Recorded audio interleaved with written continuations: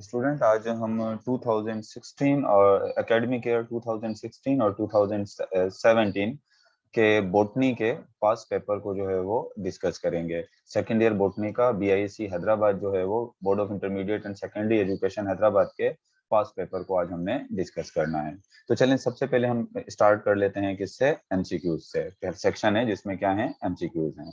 तो देखें एमसीक्यूज में पहला एमसीक्यू है, the net movement of molecule remain in equilibrium when a cell is placed in, यानी वाटर की मूवमेंट जो है वो नेट मूवमेंट इक्वल रहेगी, यानी सेल से सॉल्यूशन से सेल में पानी नहीं जाएगा और सेल से सॉल्यूशन में वाटर मूव नहीं करेगा। जब आप सेल को कैसे सॉल्यूशन में रखोगे, आइसोटोनिक सॉल्यूशन में। आपको पता है आइसोटोनिक सॉल्यूशन वो सॉल्यूशन होता है जिसमें वाटर पोटेंशियल सेल शेप का और सॉल्यूशन का क्या होता है, इक्वल होता है।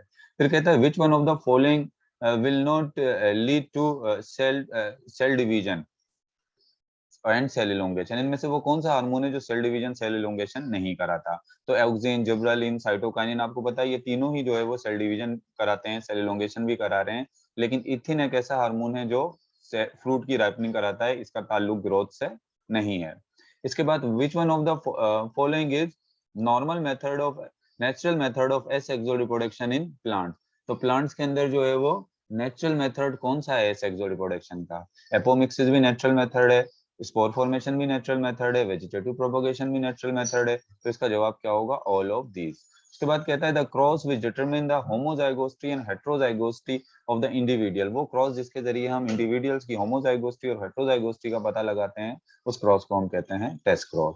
फिर कहता है phenomena of inheritance in which allele of contrasting character are not completely dominant over the other. Complete dominance में तो वो डोमिनेंट होते हैं, और इंटरमीडिएट डोमिनेंस जो है वो भी हो सकता है, लेकिन इसमें जो है वो आपके पास यहाँ पर आएगा इनकम्प्लीट डोमिनेंस। वैसे तो इनकम्प्लीट डोमिनेंस के लिए हम जो है वो इंटरमीडिएट डोमिनेंस का लफ्ज भी इस्तेमाल करते हैं। तो क्योंकि आपकी बुक में इनकम्प्लीट डोमिनेंस दिया है तो आप इसको क्या लिखेंगे, इसको आप इनकम्प्लीट डोमिनेंस ही लिखेंगे। तो phenomena of inheritance in which one allele of contrasting character are not completely dominant over the other, जो कि कंप्लीटली दूसरे पर डोमिनेंट नहीं होता, तो इसको हम क्या कहेंगे, इनकम्प्लीट डोमिनेंस।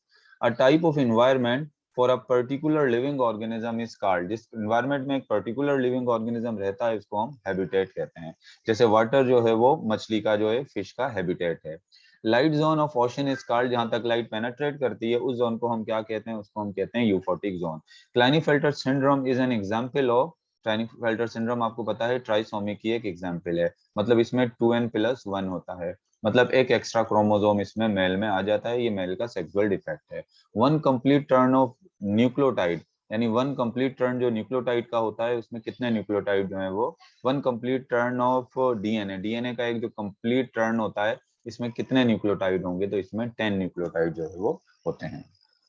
तो ये बात हमने कर ली किसकी, एमसीक्यूज की। अब इसके पेपर के दूसरे पार्ट की तरफ आ जाते हैं, जो कि है इसका शॉर्ट क्वेश्चन। अब हम किसको डिस्कस करेंगे, यहाँ पर शॉर्ट क्वेश्चंस को जो है वो डिस्कस करेंगे। शॉर्ट क्वेश्चन के हवाले से मैं आपको बता देता हूँ कि शॉर्ट क्वेश्चन को कोशिश करनी चाहिए टू द पॉइंट आप इसका जवाब दें। इसको बहुत ज्यादा लेंदी करने की जरूरत नहीं होती। अगर आप बहुत ज्यादा लेंदी करेंगे तो आपके दूसरे जो है वो शॉर्ट क्वेश्चन या आपके लॉन्ग क्वेश्चन करने का आपके पास टाइम नहीं होगा, क्योंकि आपको पता है बॉटनी और जूलॉजी के पेपर में टाइम का शॉर्टेज थोड़ी होती है, टाइम कम होता है। तो सबसे पहला क्वेश्चन देख लेते हैं, how plant response to draft stress. तो मतलब ड्राफ्ट स्ट्रेस आपको पता है, पानी की कमी को हम कह रहे हैं, जो ड्राफ्ट कंडीशन है उसमें प्लांट किस तरीके से रिस्पॉन्स देते हैं। ये चैप्टर नंबर 3 से क्वेश्चन है और इसका जवाब मैंने यहाँ पर लिख दिया है। Plant response to draft stress by, यानी प्लांट जो ड्राफ्ट स्ट्रेस को जो है वो रिस्पॉन्स देते हैं, सबसे पहले तो reducing the rate of transpiration, यानी ट्रांसपायरेशन को क्या कर देते हैं, कम कर देते हैं। क्योंकि जमीन में पानी अगर कम है तो ट्रांसपायरेशन होगी तो मजीद पानी जो है वो एवोपरेट होगा, तो वो क्या करते हैं, ट्रांसपायरेशन को रिड्यूस कर देते हैं। और आपको पता है ट्रांसपायरेशन को रिड्यूस करने का तरीका क्या है, ये अपने स्टोमेटा को जो है वो क्या कर देते हैं, क्लोज कर देते हैं। और स्टोमेटा को क्लोज करने में कौन हेल्प करता है, एब्सिसिक एसिड। एब्सिसिक एसिड जो है वो, एब्सिसिक एसिड एक हार्मोन होता है जो कि इसको क्लोज करने में स्टोमेटा को हेल्प करता है। और एब्सिसिक एसिड कहाँ से रिलीज होता है, लीफ के मेसोफिल सेल से। इसके अलावा डेवलपिंग डीपर रूट सिस्टम, यानी जो रूट होगी प्लांट की, जो अक्सर जो ड्राफ्ट कंडीशन में लगते हैं उनकी रूट बहुत डीप होगी, डीप लॉन्ग रूट होंगी। डीप लॉन्ग रूट क्यों होंगी? क्योंकि जमीन के यहाँ तो पानी है नहीं, यानी शेलो जो जमीन का है यहाँ तो पानी नहीं है, तो पानी ग्राउंड वाटर तक जो है वो, ग्राउंड वाटर से ये रूट पानी ले सके तो रूट क्या हो जाएगी, बहुत डीप रूट हो जाएगी। और ये जो शेलो रूट होती है ऊपर की तरफ रूट, इनकी ग्रोथ रुकेगी, क्योंकि अब इनको ग्रो करने का कोई फायदा नहीं है, यहाँ तो पानी नहीं है। पानी कहाँ पर है? Underground water. तो अंडरग्राउंड वाटर तक पहुंचने के लिए जो है कौन सी वाली रूट की ज्यादा डेवलप होगी? डीपर रूट जो होती हैं। और इसके अलावा जो शेलो रूट होंगे उनकी ग्रोथ क्या हो जाएगी? इनहिबिट हो जाएगी। तो ये तीन तरीके के जो है वो रिस्पॉन्स थे जो प्लांट शो करता है किस वक्त? स्ट्रेस, ड्राफ्ट स्ट्रेस यानी शॉर्टेज ऑफ वाटर में जो है वो करता है। इसके अलावा नेक्स्ट जो क्वेश्चन है, why does wilting of leaves take place in hot some in into summer days? यानी समर डेज के अंदर पत्तों की विल्टिंग क्यों होती है? विल्टिंग आपको पता है, मिसाल के तौर पे एक लीफ है, ये एक प्लांट है, ये इसका लीफ है। अब ये लीफ ऐसे स्ट्रेट है अभी ये, लेकिन अगर ये ऐसे गिर जाए, ऐसे मुरझा जाए, ऐसे गिर जाए, तो मैं कहूंगा इसकी क्या हो गई? ये विल्टिंग हो गई। ये तो नॉर्मल है लीफ, लेकिन यहाँ पर इस लीफ की देखें तो क्या हो गई है? ये विल्टिंग हो गई है। और क्वेश्चन कह रहा है कि समर डेज में, अक्सर समर में स्पेशली जब धूप जब होती है तो पत्ते जो हैं वो क्या, कुछ प्लांट्स के जो हैं उनकी विल्टिंग हो जाती है। तो उस विल्टिंग क्यों होती है? देखो, wilting basically loss of turgidity cause wilting of leaf cell. Leaves यानी लीव्स के अंदर से जब पानी निकल जाएगा, जब उनकी टर्जिडिटी खत्म हो जाएगी तो वो क्या होंगे? ऐसे विल्ट हो जाएंगे। लेकिन पूछ ये रहा है सवाल आपसे कि विल्टिंग होती क्यों है? Wilting of leaves take place in hot summer to protect the plant from direct exposure to hot sun. यानी अब ये वाला जो प्लांट है इसके ऊपर डायरेक्ट हॉट सन जो है वो सन की रेस पड़ेंगी, गर्मी में डायरेक्ट पड़ेंगी। लेकिन ये जो होगा, अब इसने पत्ते गिरा दिए तो अब डायरेक्ट सन रेज नहीं पड़ेंगी। तो यानी इसको कम गर्मी का सामना करना पड़ेगा, इसको ज्यादा जो हीटअप का सामना करना पड़ेगा, क्योंकि सनलाइट भी तो लीफ को हीटअप करती है ना। तो आप देखें, इस अपने आप को डायरेक्ट एक्सपोजर ऑफ सनलाइट या हॉट सन से अपने आप को डायरेक्ट एक्सपोजर से बचाने के लिए लीव्स की क्या होती है? विल्टिंग होती है। और it is response of plant to heat stress. ये क्या है? प्लांट का एक रिस्पॉन्स है, किसके लिए? हीट स्ट्रेस के लिए। तो ये बात आपको पता लग गई कि प्लांट क्यों जो है वो विल्टिंग करते हैं, किसमें? समर के अंदर प्लांट्स की जो है वो विल्टिंग हो जाती है। किस लिए होती है? ताकि अपने आप को जो है वो किससे बचा सकें? अपने आप को हॉट सन यानी से जो है वो बचा सकें। चैप्टर नंबर 2 और चैप्टर नंबर 3, इन तीनों में ही जो है इसका जवाब मौजूद है। How phenotypic ratio of dihybrid Mendelian cross can be modify? यानी मेंडल का जो डाईहाइब्रिड क्रॉस का रेशो है वो 9:33:1 है। ये कह रहा है ये किस तरीके से ये मॉडिफाई हो सकता है, ये चेंज कैसे हो सकता है? तो पहले तो कह रहा है कि किस तरीके से चेंज हो सकता है। तो किस तरीके से चेंज हो सकता है, तो आप कह सकते हो कि ये the phenotypic ratio of dihybrid Mendel cross can be modified by epistasis. ये किसके जरिए मॉडिफाई हो सकता है? एपिस्टेसिस के जरिए। फिर उसके बाद आपसे एक्सप्लेन करने का भी कह रहा है कि आप इसको एक्सप्लेन करो। तो आपने यहाँ पर किसको एक्सप्लेन करना होगा? एपिस्टेसिस को। तो epistasis is an interaction between two non allylic gene in which one gene modified the phenotypic expression of another, as in case of coat color of mice। आपने पढ़ा होगा एपिस्टेसिस के अंदर जो कोट कलर ऑफ माइस होता है, चूहों के जो स्किन का कलर होता है, स्किन का कलर जो कैपिटल बी जो है या कैपिटल जी से भी आप इसको शो कर सकते हैं। कोई हार्ड एंड फास्ट रूल नहीं है कि आप कैपिटल बी ही साइन यूज करो इस जीन के लिए। कैपिटल बी या कैपिटल जी आप कह लें कि ये क्या काज करता है, इसकी वजह से कलर हो जाता है, माउस के जो स्किन का कलर है वो ग्रे होता है। और स्मॉल जी या स्मॉल बी जो है वो कौन सा कलर काज करता है? उसके स्किन का जो है वो ब्लैक कलर काज करता है। ग्रे कलर डोमिनेट है किस पर? ब्लैक कलर पर। लेकिन अगर इन कैपिटल जी और कैपिटल बी के साथ अगर स्मॉल सी भी आ जाए होमोजाइगस कंडीशन में, तो ये स्मॉल सी ये क्या करेगा? इसके इफेक्ट को जो है वो क्या कर देगा? खत्म कर देगा। यानी capital small C grey colour होने, अगर किसी के पास कैपिटल जी के साथ दो स्मॉल सी भी आ गए तो क्या होगा? ग्रे कलर नहीं होगा, कलर कैसा हो जाएगा? व्हाइट। और स्मॉल जी या स्मॉल जी के साथ अगर जो है, या स्मॉल बी के साथ स्मॉल सी आ गए तो भी कलर क्या हो जाएगा? व्हाइट होगा। मतलब नॉन एलिलिक इंटरेक्शन है। नॉन एलिलिक इंटरेक्शन इस तरह से हो गया ना, देखो ये जो कैपिटल जी है, चलो ग्रे कलर को जी से शो कर दूं, कैपिटल जी ये ग्रे कलर काज करेगा। और कैपिटल जी और स्मॉल जी ये भी ग्रे कलर कास्ट करेगा, क्योंकि कैपिटल जी डोमिनेंट है स्मॉल जी पर। अब ये इंटरेक्शन तो क्या है, ये इंटरेक्शन जो है वो अलीलिक इंटरेक्शन है। कैपिटल जी स्मॉल जी का क्या है, ये आपस में अलील है। और इसी तरीके से अगर स्मॉल जी होंगे तो कलर कैसा हो जाएगा, ब्लैक। लेकिन ये स्मॉल सी इसका अलील नहीं है, लेकिन फिर भी इसको क्या कर रहा है, इसके इफेक्ट को जो है वो खत्म कर रहा है। तो नॉन अलीलिक जो इंटरेक्शन है वो क्या है, ये एक एपिस्टेसिस क्या है, ये एक नॉन अलीलिक इंटरेक्शन है। तो कहता है homozygous pair of gene small C modified the expression of grey and black gene, grey और ब्लैक जीन के एक्सप्रेशन को मॉडिफाई कर देता है। As a result of which phenotypic ratio 9:3 modified into 9:3:4, यानी इसमें क्या हो जाएगा, ये मॉडिफाई हो जाता है। किसकी वजह से, इस जीन इंटरेक्शन की वजह से। अब 9 जो है वो ब्लैक होंगे, 3 जो है इसमें 9 सॉरी ग्रे होंगे, 3 जो है वो ब्लैक होंगे, और 4 कैसे आ जाएंगे, व्हाइट आ जाएंगे। आपने आप इसमें आप जो है वो जो आपके पास एपिस्टेसिस के अंदर जो माउस के स्किन कलर का जो क्रॉस दिया हुआ है वो भी आप इसके आंसर में जो है वो भी बना सकते हैं, लेकिन इसको मैंने थोड़ा सा छोटा कर जो है वो इसको शॉर्ट करके जो है वो लिख दिया है, क्योंकि जब आप शॉर्ट क्वेश्चन होता है तो उसका शॉर्टली जो है वो प्रिसाइज ही आप उसका क्या देते हो, जवाब देते हो। तो ये इसका आंसर हो गया।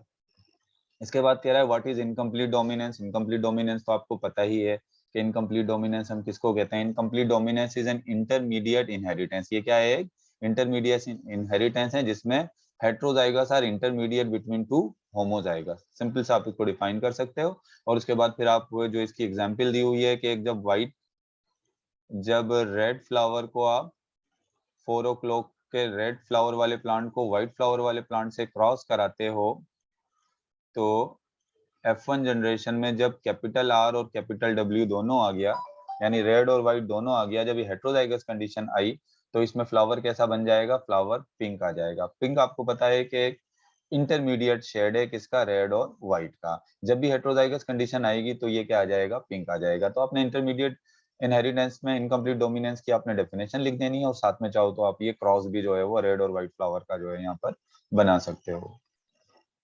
इसके बाद जो नेक्स्ट क्वेश्चन है हमारे पास वो है give alternative terms for angiospermic embryo sac, pollens, ripened ovary and ripened ovule.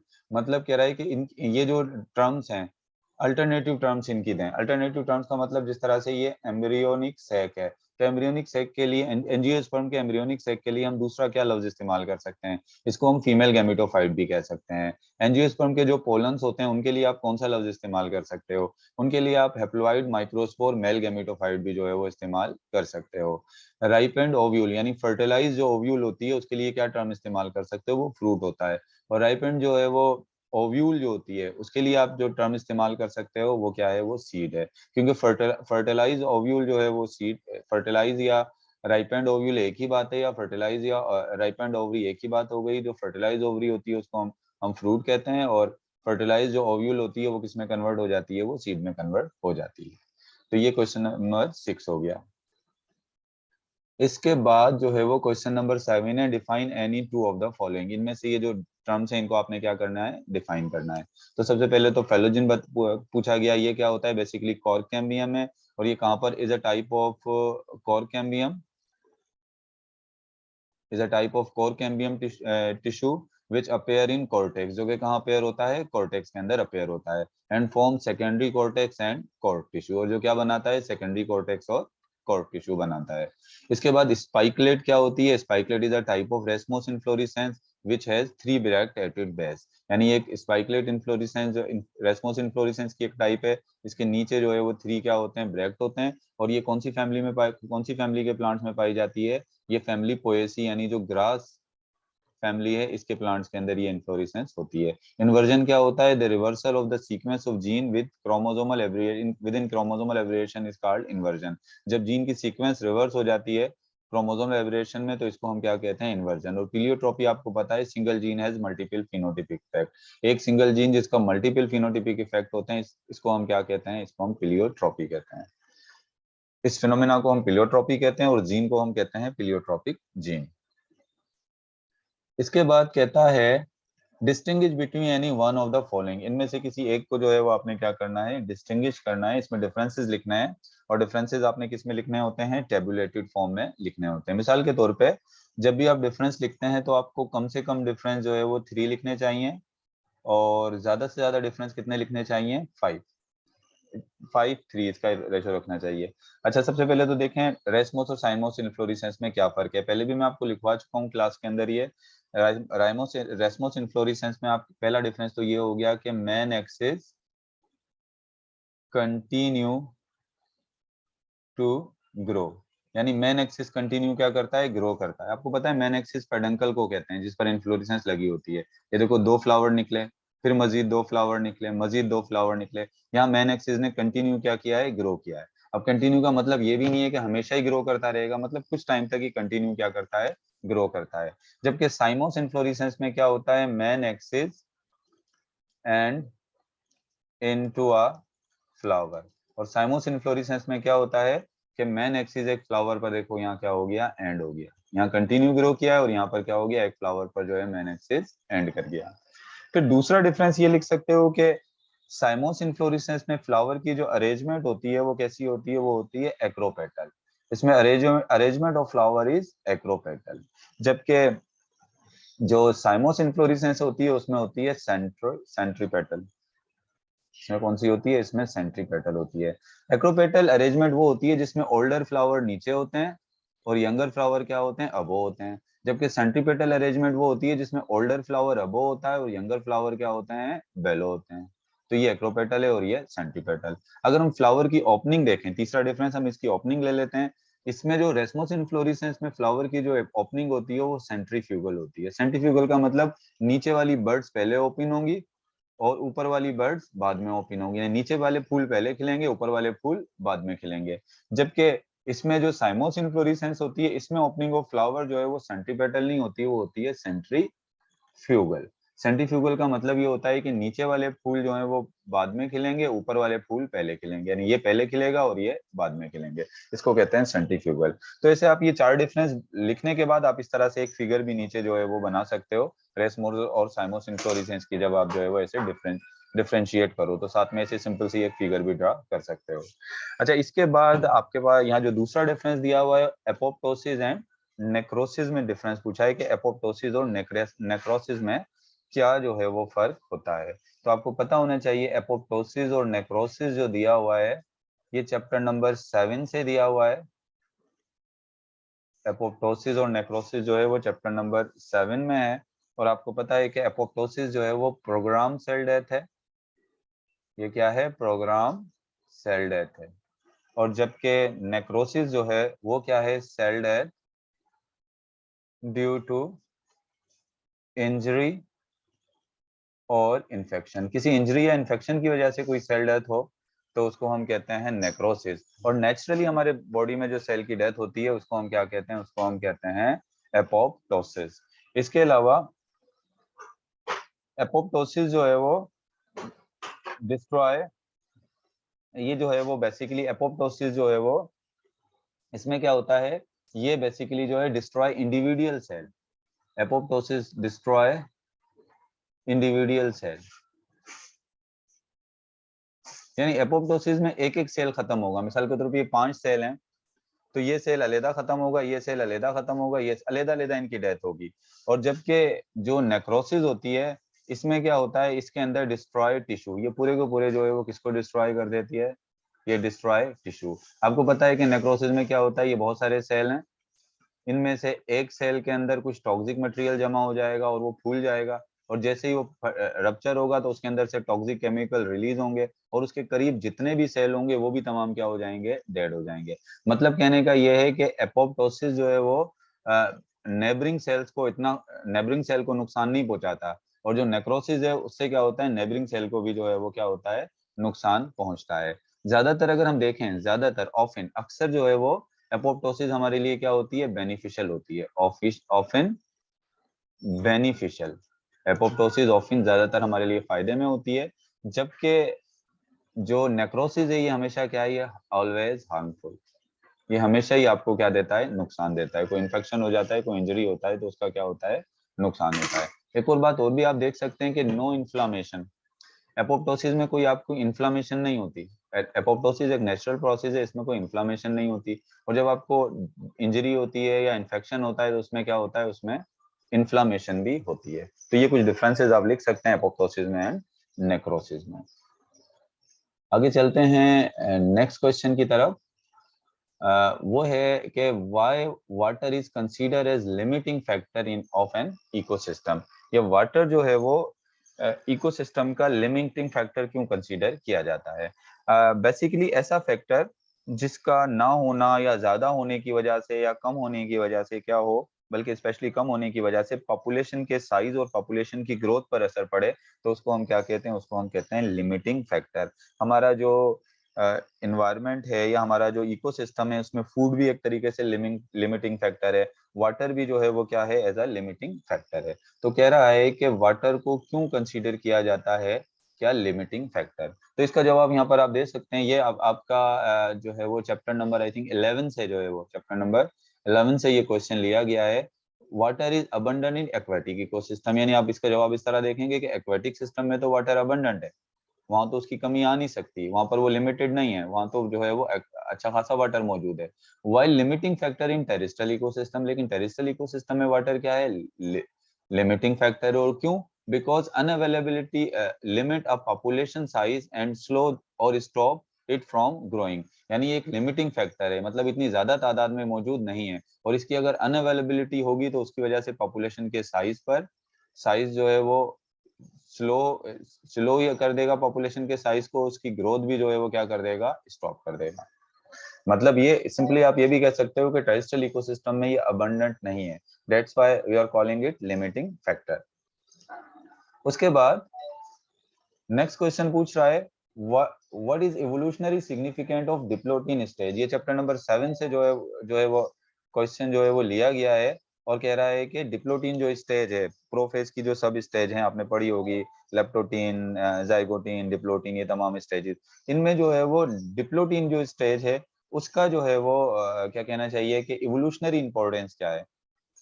तो नॉर्मली आपको पता है कि डिप्लोटीन स्टेज के अंदर एक चीज होती है जिसको हम कहते हैं क्रॉसिंग ओवर, जिसमें होमोलोगस क्रोमोसोम जो है वो जो नॉन सिस्टर क्रोमेटिड्स होते हैं वो क्या करते हैं, अपने जो है वो सेगमेंट्स को एक्सचेंज करते हैं, सही है ना, जिसकी वजह से एक न्यू कॉम्बिनेशन आ जाता है किसका, जीन का। और जब जीन का एक न्यू कॉम्बिनेशन आ जाता है तो उसकी वजह से आपको पता है कि जो है वो आगे वाली जनरेशन में चेंज आता है, और वो किसके लिए रिस्पॉन्सिबल होता है, फिर एवोल्यूशन के लिए।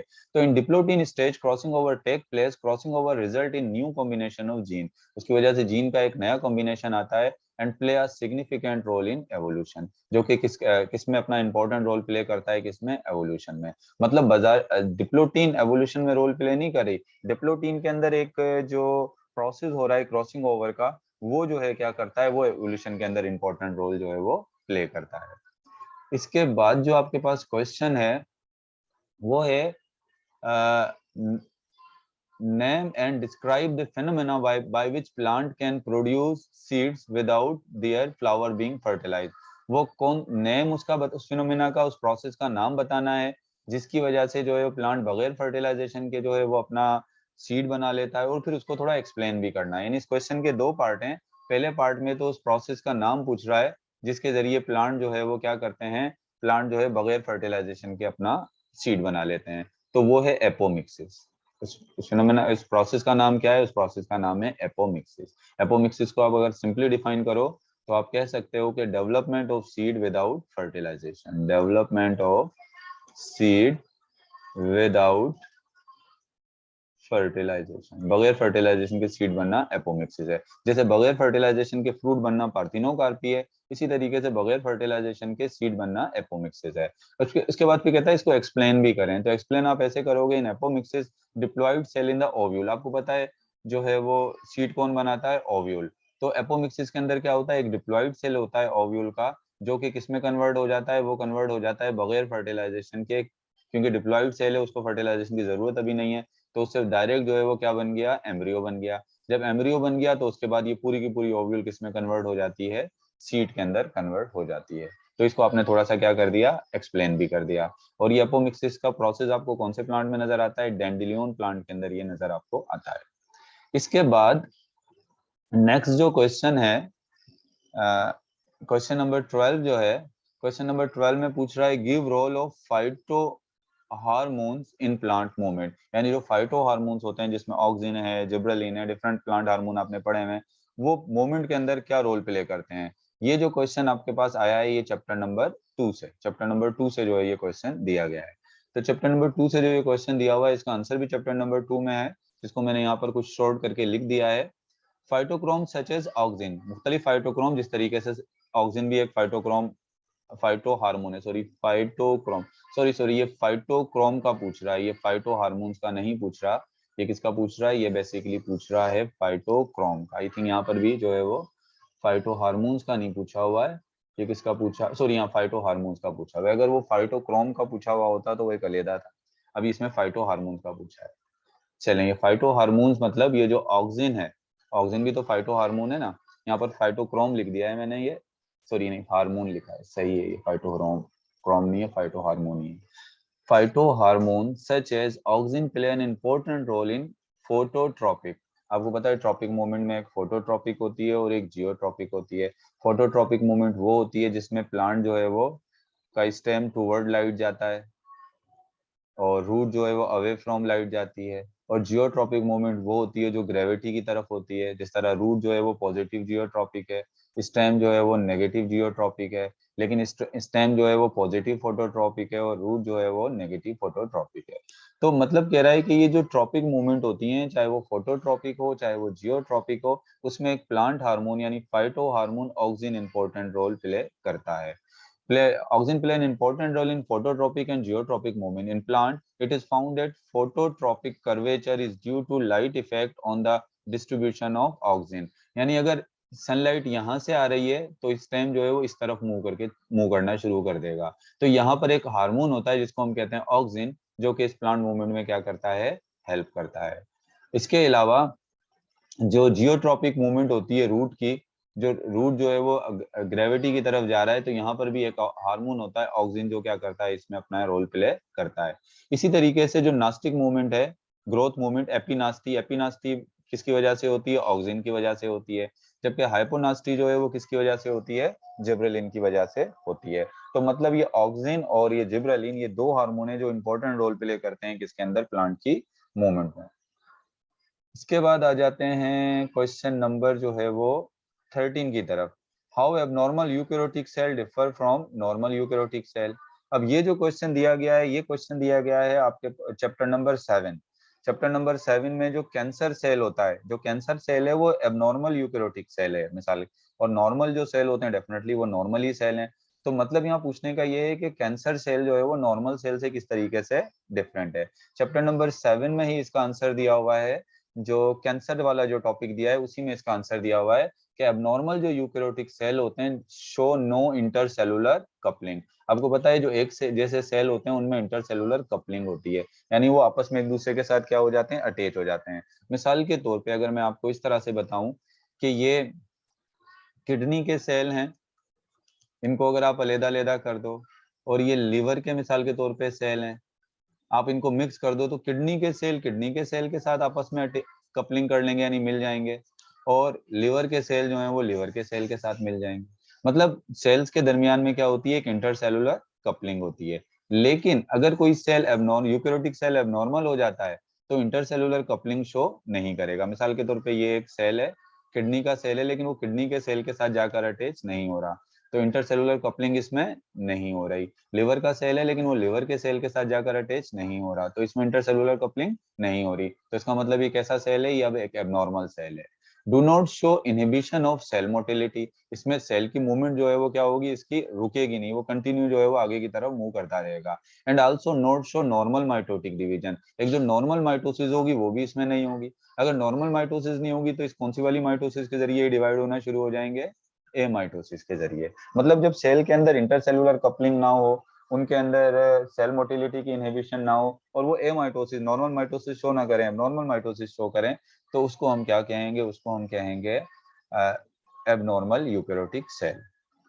इसके बाद लास्ट में पूछ रहा है व्हाट आर हीलियोफाइट्स एंड सियोफाइट्स। हीलियोफाइट बेसिकली कौन से प्लांट्स को कहते हैं, जो लाइट लविंग प्लांट्स होते हैं, plant tolerating full sunlight such as sunflower. ऐसे प्लांट जो ज्यादा सनलाइट में ग्रो करते हैं, ज्यादा सनलाइट को टॉलरेट कर सकते हैं, आप इसको सिंपली ये भी कह सकते हो लाइट लविंग प्लांट। ये क्या होते हैं, लाइट लविंग प्लांट, जैसे सनफ्लावर, इसको आप हीलियोफाइट्स कहते हैं। सियोफाइट्स क्या होते हैं, plant grow in lower intensity of light, आप ये भी कह सकते हो इन्हें shade loving plant, shade loving plant. जैसे आपके पास मनी प्लांट हो गया, वो क्या है, वो भी शेड में ग्रो करता है। तो ये इनको दो को जो है वो आपने डिफाइन कर दिया। तो it was all about short question. ये हमने क्या देखे, ये हमने शॉर्ट क्वेश्चन यहाँ पर देख लिए। शॉर्ट क्वेश्चन के बाद यहाँ पर आ जाते हैं किस तरफ, लॉन्ग क्वेश्चन की तरफ आ जाते हैं। तो लॉन्ग क्वेश्चन के अंदर पहला लॉन्ग क्वेश्चन जो है वो है, जब आप लॉन्ग क्वेश्चन को सॉल्व करते हैं तो लॉन्ग क्वेश्चन को सॉल्व करते वक्त जो है वो कोशिश किया करें कि उसमें जितनी आप हेडिंग दे सकें हेडिंग दिया करें। अगर तस्वीर बना सकते हैं तो तस्वीर बनाएं, और उनके जवाब जो है वो थोड़े पॉइंट्स में हैं, ताकि वो आपका जो है वो ज्यादा जो है वो बेहतर तरीके से उसकी रिप्रेजेंटेशन हो सके। क्योंकि जो लॉन्ग क्वेश्चन होती है उसकी प्रेजेंटेशन जो है वो बेहतर होनी चाहिए। सबसे पहले करें what is dihybrid cross. आपको पता है dihybrid cross chapter number 8, chapter number 8 से जो है ये क्वेश्चन है। तो आपने पहले डाई हाइब्रिड क्रॉस की क्या लिख देनी है, डेफिनेशन लिख देनी है। Describe the law of independent assortment, law of inheritance, law of inheritance which explain the inheritance of dihybrid cross. उस लॉ को जो है इनहेरिटेंस के जो है वो एक्सप्लेन करना है, जो किसको शो करता है, डाई हाइब्रिड क्रॉस को। आपको पता है डाई हाइब्रिड क्रॉस को कौन सा मेंडल का लॉ शो कर रहा है, वो कर रहा है लॉ ऑफ इंडिपेंडेंट असॉर्टमेंट। जब भी डाई हाइब्रिड क्रॉस की बात आएगी आप लॉ ऑफ इंडिपेंडेंट असॉर्टमेंट को डिस्क्राइब करोगे। जब मोनो हाइब्रिड की क्रॉस की बात आएगी तो आप लॉ ऑफ सेग्रीगेशन को जो है वो डिस्क्राइब करोगे। तो आप इसका आंसर कैसे दोगे, पहले आप डाई हाइब्रिड क्रॉस की क्या लिख दोगे, डेफिनेशन लिखोगे। फिर आप लॉ ऑफ इंडिपेंडेंट असॉर्टमेंट की डेफिनेशन लिखोगे। उसके बाद डाई हाइब्रिड क्रॉस का जो पूरा चार्ट है कि वो रेड येलो और जो है वो राउंड फ्लावर पी प्लांट को ग्रीन और रिंकल्ड पी प्लांट से क्रॉस कराना, फिर F1 जनरेशन में बताना क्या है, फिर F2 जनरेशन का पूरा चार्ट बताना, उसके बाद वो रेशियो लिखना। ये तमाम चीजें जो है वो आपने इसके अंदर जो है वो बतानी है। इस तरह से इस क्वेश्चन को आपने अटेम्प्ट करना है। तो मैंने क्या बताया, पहले डाई हाइब्रिड क्रॉस लिख देना, फिर लॉ ऑफ इंडिपेंडेंट असॉर्टमेंट की जो है वो डेफिनेशन लिख देना, या पूरा डाई हाइब्रिड क्रॉस बताने के बाद फिर लॉ ऑफ इंडिपेंडेंट असॉर्टमेंट की डेफिनेशन भी लिख सकते हो। तो उसके बाद फिर जो है वो उसके तमाम रेशियोज जो है वो आप बता देंगे। इसके बाद नेक्स्ट जो क्वेश्चन है वो भी चैप्टर नंबर 8 से ही है। A male has a codominance blood group, एक मेल है जिसका ब्लड ग्रुप कौन सा है, कोडोमिनेंस है, मतलब ए बी। क्योंकि ये सेक्स लिंक ट्रेट नहीं है तो इसमें एक्स और वाई क्रोमोसोम बनाने के ऊपर ये ए और बी लिखने की जरूरत नहीं है। अभी तो बस इसके ऊपर आपको पता है ब्लड ग्रुप के लिए जो है हम कैपिटल आई उसके ऊपर एक ए लिख दिया और उसके ऊपर क्या लिख दिया, बी। तो आपने सबसे पहले कह रहा है कि एक मेल है जिसका ब्लड ग्रुप कौन सा है, कोडोमिनेंस। आपको पता है कोडोमिनेंस ब्लड ग्रुप कौन सा होता है, ए बी। और जो है वो मैरी करता है एक फीमेल से जिसका ब्लड ग्रुप क्या है, होमोजाइगस ए है। अब इसका ब्लड ग्रुप क्या हो गया, ये होमोजाइगस ए, दोनों तरफ ए है तो ये होमोजाइगस ए। तो अब सबसे पहले तो आपने ये बताना है कि ये ए और ए वाला मेल जब जो है वो ए बी वाला मेल जब होमोजाइगस ए वाली फीमेल से मैरी करेगा तो उसके बच्चों का कौन कौन सा ब्लड ग्रुप हो सकता है। तो देखो उसके बच्चों का ब्लड ग्रुप कौन कौन सा हो सकता है। तो सबसे पहले आप इसके गैमेट बना लो, 2 गैमेट इसके बना लो और 2 गैमेट आप इसके बना लो। फिर आप ये जो है वो पुनेट स्क्वायर बनाओ, एक तरफ फीमेल के गैमेट रख दो, दूसरी तरफ आप एक तरफ मेल के गैमेट रख दो और दूसरी तरफ आप फीमेल के गैमेट रख दो। ये स्पर्म जो और इस एग के साथ मिलेगा तो ए बी ब्लड ग्रुप वाला बच्चा पैदा होगा। इसमें मेल और फीमेल का जरूरी नहीं है, मेल भी हो सकता है ए बी वाला और फीमेल भी हो सकती है। यहाँ भी मेल या फीमेल ए बी वाला हो सकता है। उसके बाद फिर ये भी जो ये मेल और फीमेल ए ब्लड ग्रुप वाला हो सकता है, और ये मेल हो या फीमेल हो वो कौन से ब्लड ग्रुप वाला हो सकता है, वो जो ये सॉरी ए वाला होगा, यहाँ पर ए वाला, ये ए वाला होगा, ये ए बी वाला होगा, ये दोबारा ए वाला होगा और ये क्या होगा, ए बी वाला। फिर आपने बताना है कि 50% जो है वो AB ब्लड ग्रुप वाले ऑफस्प्रिंग होंगे और 50% ही किससे वाले होंगे, ए वाले होंगे। ये तो आपने इन दोनों के क्रॉस में बता दिया। और आप इसमें क्योंकि ये सेक्स लिंक ट्रेट नहीं है तो इसमें आप मेल और फीमेल को अलग-अलग नहीं कर सकते। ये पहला। इसके बाद फिर कहता है both have male child who marries with a female with recessive blood group, यानी इन दोनों के जो है पास जो है एक मेल चाइल्ड है। अब आपको पता है वो मेल चाइल्ड ए बी वाला भी हो सकता है और वो मेल चाइल्ड ए वाला भी हो सकता है। अब इनका जो मेल चाइल्ड है दोनों में से कोई भी हो सकता है, ए बी वाला भी हो सकता है और कौन सा हो सकता है, ए वाला भी हो सकता है। अब कहता है कि ये जो मेल चाइल्ड है ये वाला, ये ए बी वाला भी हो सकता है और ये ए वाला भी हो सकता है। अब कहता है कि ये जो चाइल्ड है, ये वाला जो चाइल्ड है वो मैरी करता है विद रेसेसिव ब्लड ग्रुप, यानी एक फीमेल से मैरी करता है जिसका ब्लड ग्रुप क्या है, रेसेसिव है। और आपको पता है रेसेसिव ब्लड ग्रुप जो है वो,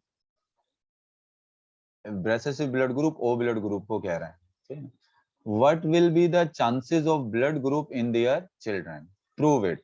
अब यहाँ पर आगे वाला जो इस क्वेश्चन का सेकंड पार्ट है, इसमें आपने दो क्रॉस करके बताने हैं। अगर इस ये वाला मेल है जिसके पास कोडोमिनेंस ब्लड ग्रुप है ए बी, ये अगर रेसेसिव फीमेल से मैरी करेगा तो इसके बच्चों के ब्लड ग्रुप कौन से आएंगे। तो सबसे पहले इसके गैमेट बना लोगे ऐसे, फिर एक चेकर बोर्ड बनाओगे, एक तरफ जो है वो मेल के गैमेट रख दोगे और दूसरी तरफ फीमेल के गैमेट।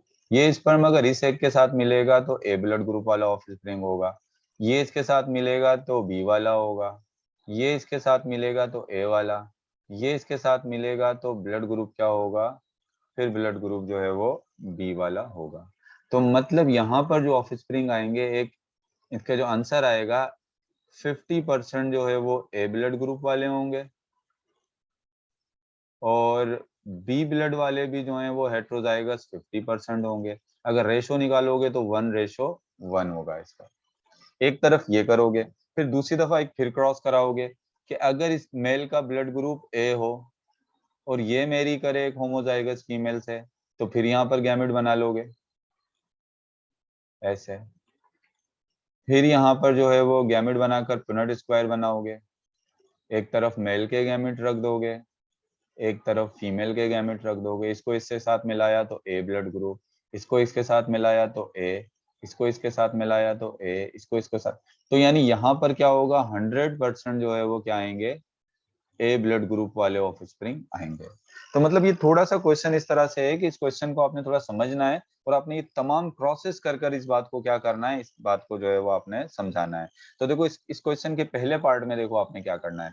इस क्वेश्चन के पहले पार्ट में आपसे पूछ रहा है कि एक कोडोमिनेंस ब्लड ग्रुप रखने वाला मेल एक होमोजाइगस ए वाली फीमेल से मैरी कर रहा है, इसके इसने मैरी की, आपने इसके गैमेट बनाए और इसका बच्चों का जो है वो फिनोटिपिक या जो जीनो रेशो है वो बता दिया कि जीनोटिपिक रेशो भी साथ में आपको पता लग गया कि एक अब 50% ए बी ब्लड ग्रुप वाले होंगे और 50% जो है वो क्या होंगे, ए ब्लड ग्रुप वाले। अब मेल और फीमेल से तो इसका ताल्लुक नहीं है, ये मेल भी हो सकते हैं और ये फीमेल भी हो सकते हैं। ये पहला पार्ट हो गया इस क्वेश्चन का।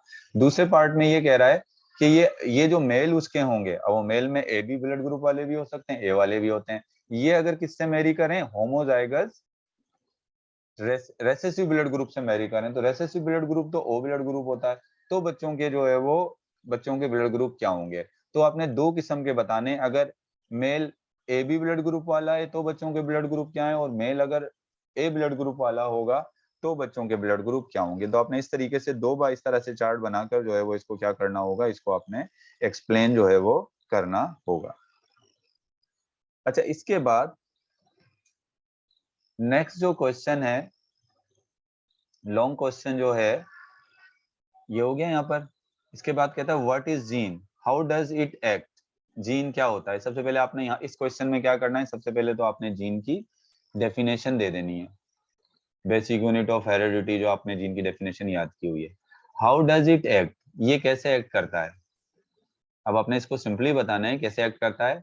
जीन अपने आप को जो एक्सप्रेस करता है बाय फॉर्मिंग प्रोटीन, प्रोटीन बनाकर वो अपने आप को क्या करता है, एक्सप्रेस करता है। Gene express bye protein synthesis, gene protein synthesis करके अपने आप को क्या करता है, एक्सप्रेस करता है। Show it in the form of flow chart, आपने इसको एक फ्लो चार्ट की फॉर्म में शो करना है। फ्लो चार्ट की फॉर्म में आप कैसे शो करोगे, ये जीन है, इस जीन ने जो है वो जीन है, या मिसाल के तौर पे जीन जो है वो कहाँ पर होता है, डीएनए पे होता है। जीन से बनता है क्या, मैसेंजर आरएनए। मैसेंजर आरएनए किसके पास जाता है, राइबोसोम के पास जाता है, और राइबोसोम जो है इससे क्या बना के देता है, प्रोटीन बनाता है। तो आपकी बुक में ऐसा एक फ्लो चार्ट बना हुआ है, आपने पहले इसको ये फ्लो चार्ट के जरिए इसको क्या करना है, पहले बनाना है, फ्लो चार्ट बनाना है। How different RNAs play role during gene expression. Gene expression में डिफरेंट आरएनए किस तरीके से अपना रोल प्ले करते हैं। तो इसमें आपने बेसिकली जीन एक्सप्रेशन के अंदर एक ट्रांसक्रिप्शन बताना है, और क्या बताना है, ट्रांसलेशन। ट्रांसक्रिप्शन के अंदर मैसेंजर आरएनए बनता है। मैसेंजर आरएनए का रोल क्या है कि वो मैसेज लेके जाता है किसके पास, राइबोसोम के पास। फिर उसके बाद आपने बताना है जब ट्रांसलेशन होती है, तो ट्रांसलेशन के अंदर जो है वो अमाइनो एसिड को राइबोसोम के पास कौन लेके जाता है, ट्रांसफर आरएनए। और राइबोसोम बनाने का काम कौन से आरएनए करते हैं, राइबोसोमल आरएनए। मतलब आपने ट्रांसक्रिप्शन और ट्रांसलेशन को इस तरह से बताना है कि उसमें इन तीनों आरएनए का काम भी आ जाए।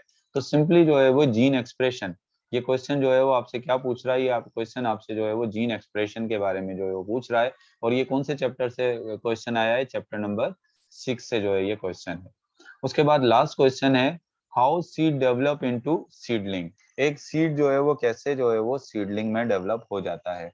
तो ये चैप्टर नंबर 4 से है ये क्वेश्चन। नॉर्मली ये लॉन्ग क्वेश्चन में आता नहीं है ये सवाल, लेकिन इस ईयर आ गया है, जिसमें आपके पास एक टॉपिक है चैप्टर नंबर 4 से, from seed to seedling. From seed to seedling जो टॉपिक है वो आपने इसमें जो है वो क्या करना है, इसको पॉइंट्स में लिखना है। अब देखो अक्सर क्या होता है कि इस तरह के क्वेश्चन आप ज्यादा लॉन्ग क्वेश्चन में वो क्वेश्चन अटेम्प्ट करने की कोशिश किया करें जिसमें लिखने के लिए मवाद ज्यादा है, जिसमें ज्यादा से ज्यादा आप पॉइंट्स में लिख सकते हो, जिसमें आप तस्वीरें ज्यादा दे सकते हो, तो वो क्वेश्चन ज्यादा बेहतर होते हैं। अब ये जो क्वेश्चन है ना, how seed develop into seedling, describe different conditions required for this transformation, give their ways. यानी कौन कौन सी कंडीशंस होती हैं जो सीड को डेवलप होने में जो है वो चाहिए होती हैं, और किस तरीके से वो असर करती हैं। तो आप इस पैराग्राफ को पढ़ेंगे तो इस पैराग्राफ के अंदर ये तमाम चीज पॉइंट जो हैं वो क्या हैं, लिखे हुए हैं।